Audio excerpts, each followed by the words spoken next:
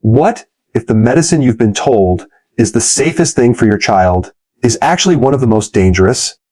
For decades, Tylenol has been sold as harmless, something you can give to your baby without a second thought. But here's the shocking truth. It's the #1 cause of acute liver failure in the United States, sending over 80,000 people to the ER every year. And now, new research suggests it may play a hidden role in the explosion of autism diagnoses. Think about this. Just a few decades ago, autism affected 1 in 100,000 children. Today, it's 1 in 31. Doctors say it's just better diagnosis. But if that were true, wouldn't nursing homes be filled with undiagnosed autistic adults? They aren't. So what's really happening? Welcome to the Nutrition Institute, where we dig into the uncomfortable questions Big Pharma doesn't want you to ask. Today, we're exposing the hidden storm, Tylenol, genetics, vaccines, and the silent factors that may be shaping our children's future in ways no one wants to talk about. Stay tuned, and if you care about truth and health, hit that subscribe button now. Your support gives us the power to bring you more eye-opening investigations that you won't hear anywhere else. When I first became a parent, I believed what most of us are told from day one. If your child has a fever, if they're crying from pain, if they can't sleep at night, you give them Tylenol. It was marketed as the safest option, the go-to medicine, the one drug you could always trust. And for years, I didn't question it, but the deeper I looked, the more unsettling the truth became. What if Tylenol, the drug sold to us as harmless, is not nearly as safe as we've been led to believe? The first red flag came from hospital data that few parents ever hear about. Tylenol, acetaminophen, is not just another pain reliever. It is the #1 cause of acute liver failure in the United States. Every year, more than 80,000 Americans end up in the emergency room because of accidental overdoses, not from taking a handful of pills at once, but from using products they didn't even realize contained acetaminophen. It hides in more than 600 different medications, cold remedies, sleep aids, pain relievers, you name it. You take a dose for your fever, later you take another product for congestion, and without knowing it, you've doubled or tripled your intake. By the time symptoms appear, the liver may already be in serious danger. That was shocking enough. But then I stumbled across research hinting at something even more alarming, a potential connection between Tylenol and the rise of autism. Now, let me be clear, nobody credible is saying Tylenol causes autism outright. That kind of simplistic headline would be misleading. What the studies suggest is something subtler and maybe even more troubling. Tylenol could act as a triggering factor, especially in children who already carry genetic vulnerabilities. It's like striking a match in a room filled with gas fumes. It doesn't create the fumes, but it can set off the explosion. And the numbers are hard to ignore. A few decades ago, autism was considered rare, about 1 case in every 100,000 children. Today, the Centers for Disease Control and Prevention reports rates closer to 1 in 31. That's not a small increase. It's a seismic shift. Public health officials often reassure us by saying, we're just better at diagnosing it now. But here's the problem with that explanation. If autism had always been this common, then older generations should show similar numbers. Nursing homes across America should be filled with undiagnosed autistic seniors. They aren't. We're looking at a dramatic rise, and pretending it's all about better detection feels like denial. So, what could be driving this surge? One theory is what I call the perfect storm. Imagine a child born with a certain genetic weakness, like reduced ability to process folate, a nutrient crucial for brain health. That's the fragile boat. Now, imagine that child is given Tylenol repeatedly for fevers. Tylenol depletes glutathione, the body's main antioxidant, making it harder to detoxify harmful substances. That's the heavy cargo. Then add frequent childhood vaccinations, many of which use aluminum compounds as adjuvants. Whether or not vaccines themselves are the sole issue, the combination of genetic susceptibility, repeated Tylenol use, and cumulative aluminum exposure could create conditions where the child's developing brain is more vulnerable. That's the storm. Think about it like this. If you send a fragile boat into calm waters, it might survive. Add weight, and it struggles. Add a storm on top of that, and the boat capsizes. It's not about blaming one single factor. It's about recognizing how multiple stressors can collide. And yet, mainstream medicine often dismisses the conversation outright. To me, that's dangerous. Shouldn't we at least be asking the questions? The Tylenol story doesn't stop at the liver and the brain. Most people don't realize how this common drug works at the chemical level. Acetaminophen lowers pain and fever by interfering with pathways in the brain. But in doing so, it drains the body's supply of glutathione. That matters because glutathione is like the master janitor of your cells. It sweeps out toxins, protects your DNA, and shields your liver from damage. Without enough of it, your body is defenseless.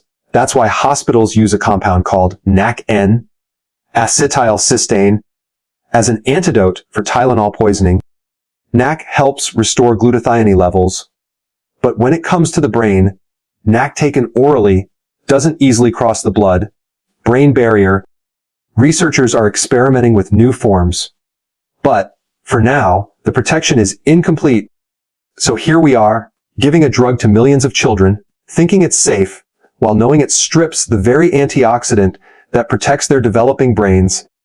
Combine that with environmental toxins, poor diet, and the stressors of modern life, and you start to see why autism rates could be climbing. Again, this doesn't prove Tylenol is the sole villain, but the possibility that it's part of a bigger puzzle is too important to ignore. Another layer of this issue comes from the way studies are designed. When drug companies test vaccines, they don't always compare them against an inert placebo like sugar water. Instead, they often compare one vaccine to another. That's like comparing Pepsi to Coke and then concluding Pepsi is safe because it's no worse than Coke. Imagine if every drug were tested that way. You'd never discover whether either product is harmful, compared to not taking anything at all. This methodology raises serious questions about how thoroughly we're really protecting children. Now, some people will say, you're just being paranoid. The science is settled, but real science is never settled. It's supposed to be a constant process of questioning, testing, and re-evaluating as new evidence comes to light.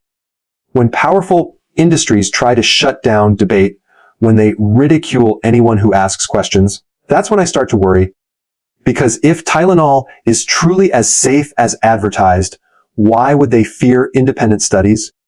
For me, this isn't just a debate about statistics or politics. It's about trust. As parents, we make decisions every day that affect our children's future. If there's even a chance that something as common as Tylenol could play a role in long-term neurological health, don't we deserve transparency? Don't we deserve the full picture, not just the polished version that protects corporate profits? And here's the hardest part. I don't think most parents know they even have a choice. They've been told fever is dangerous, that it must be treated immediately. But fever is actually the body's natural defense system. It raises temperature to help kill off invading microbes. By suppressing it too quickly, we may be interfering with the immune system's ability to fight infection effectively. I'm not saying never use medication. I'm saying maybe the safest path is to use Tylenol sparingly, only when absolutely necessary, and under a doctor's supervision. Because if a drug can damage an adult liver, what might it be doing to the developing brain of a small child? I've lived through nights of worry when my kids had high fevers. I know the fear that drives parents to reach for the medicine bottle, but I've also seen the value of letting the body's natural defenses do their job with simple support like hydration, rest, vitamin D, zinc, elderberry, or even a lukewarm bath. Sometimes the best medicine isn't about fighting nature, but working with it. At the end of the day, the real issue is choice and informed consent. Parents deserve to know both sides of the story, the benefits and the risks, so they can decide what's best for their child. Pretending that Tylenol is universally safe without acknowledging the dangers feels less like medicine and more like marketing. And our children deserve better than that. For years, I believed autism was something entirely genetic, something children were either born with or not. That was the story most doctors repeated, and it was comforting in a way. If it was all written in our DNA, then maybe there was nothing parents could have done differently. But then I began to uncover research about folate metabolism, the MTHFR gene, and the role of nutrients in brain development, and it shook that belief to the core. The truth turned out to be far more complex and far more hopeful. Let's start with the gene that keeps coming up in these discussions, MTHFR. It sounds technical, but in simple terms, it controls how well your body processes folate, a form of vitamin B9 that's essential for growth, repair, and especially brain function. Up to 40% of the population has a variation in this gene, which means nearly half of us may not use folate efficiently. If you can't process folate properly, you're more vulnerable to deficiencies, even if your diet looks good on paper. And when that deficiency happens in a child's developing brain, it can create the perfect conditions for neurological problems. This isn't just theory. Multiple studies have found that 71% of children with autism test positive for antibodies that attack their own folate receptors in the brain. Think about what that means. Their bodies are actively blocking one of the key nutrients needed for brain health. Without folate, toxins linger, inflammation rises, and neurons don't communicate the way they should. It's like trying to build a house without bricks. You might get some structure up, but it won't be stable. What struck me most was how this information is often buried or dismissed. Mainstream narratives keep pushing the idea that autism is purely genetic or purely environmental. But what if it's the combination?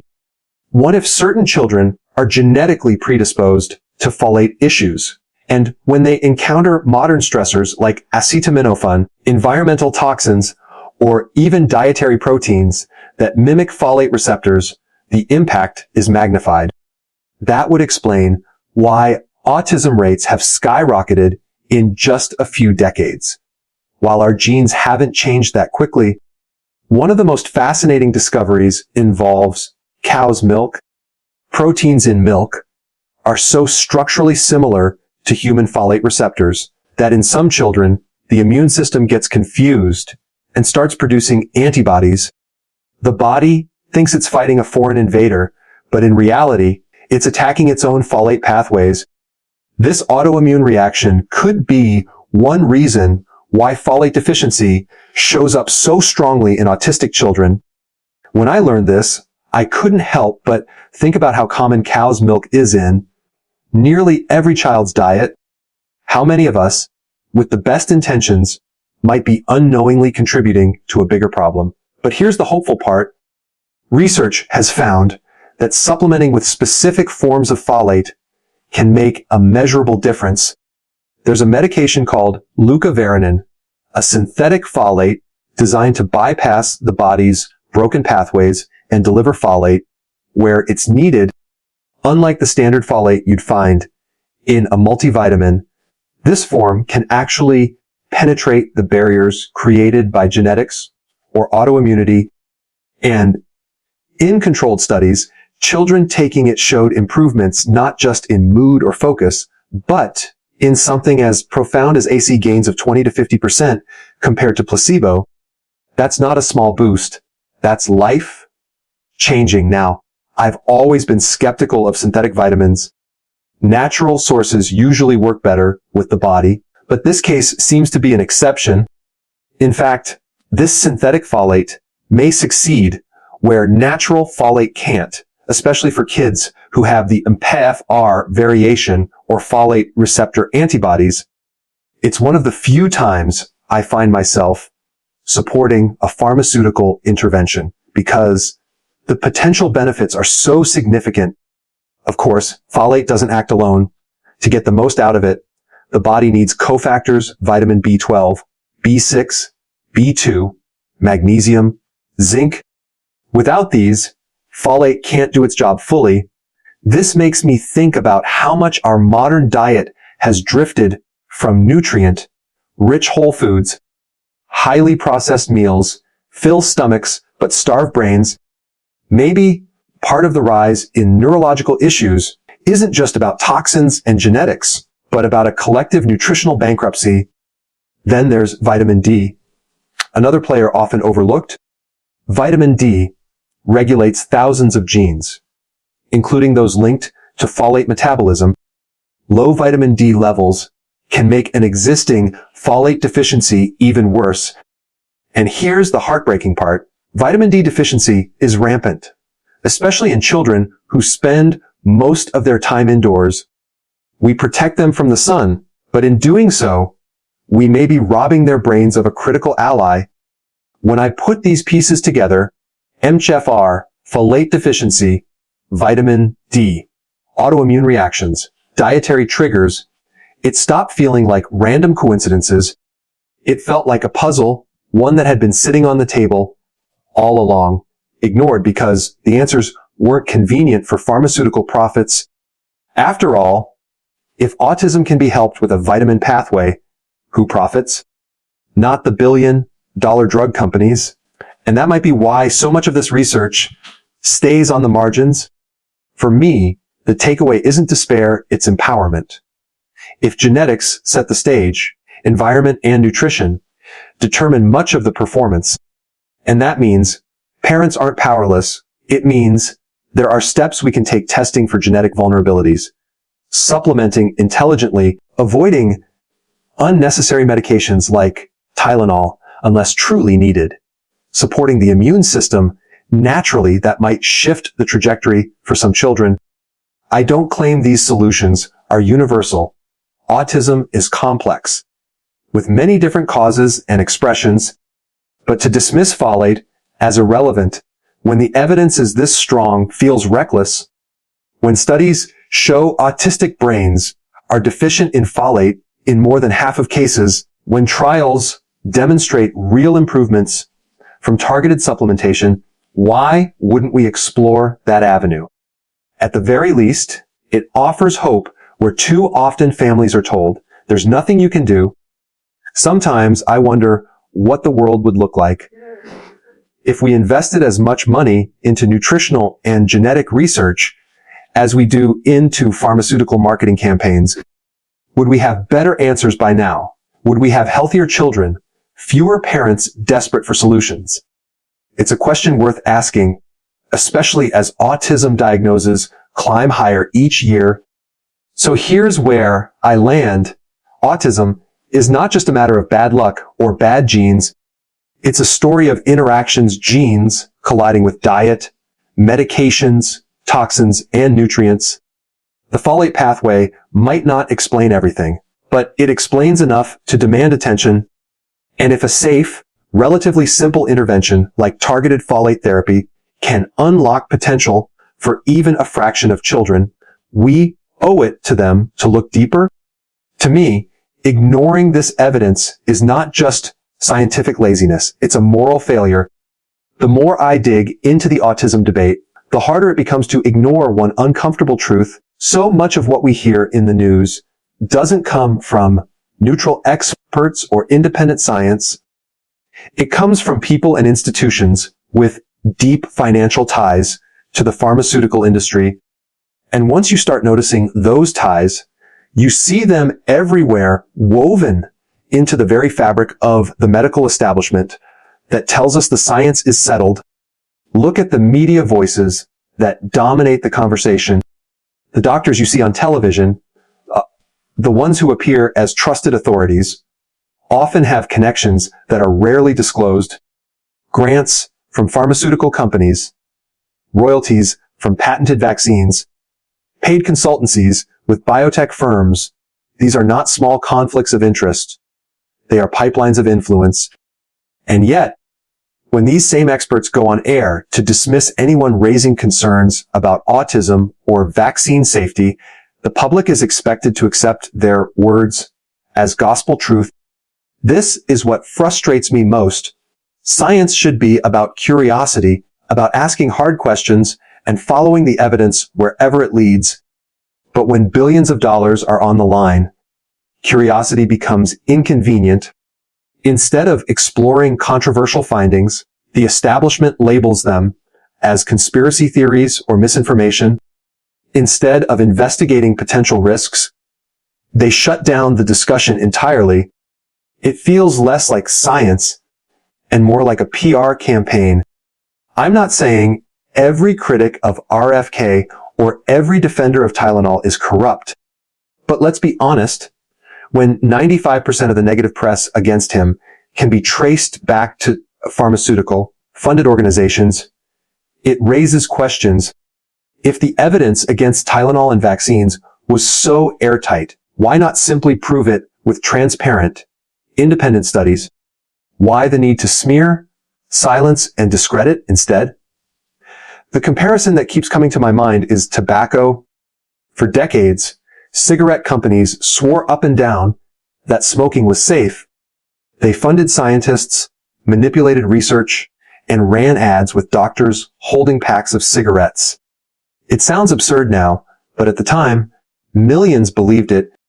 It took decades of whistleblowers, independent researchers, and undeniable data before the truth finally broke through. Are we repeating that cycle now with Tylenol, autism, and vaccines? What bothers me most is the human cost. Behind every statistic is a family. Parents struggling to raise children with autism, searching desperately for answers, and too often being told, there's nothing you can do. But what if there is something we can do if only the research wasn't being buried? What if nutritional support, detoxification strategies, or careful reevaluation of medication use could make a difference? Families deserve the chance to know, to try, to hope. I'll admit, it's not easy to challenge the mainstream narrative. The moment you start asking questions, people label you anti-science or irresponsible. But I'd argue the opposite. Real science thrives on skepticism. Real responsibility means demanding transparency, especially when children's health is at stake.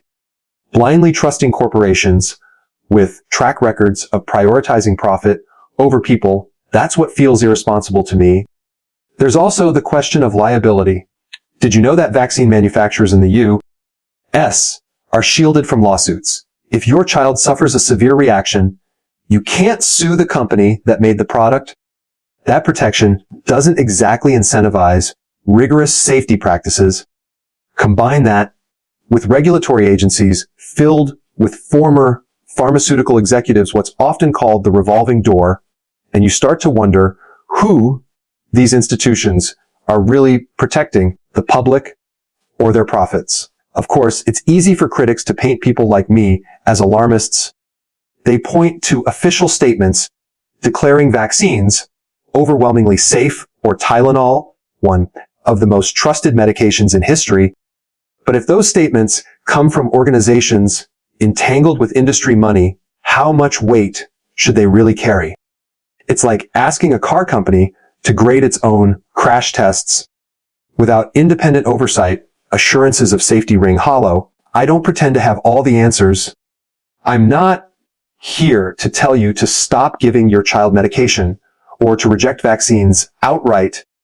What I am saying is this: we deserve the freedom to ask questions. without being ridiculed or silenced.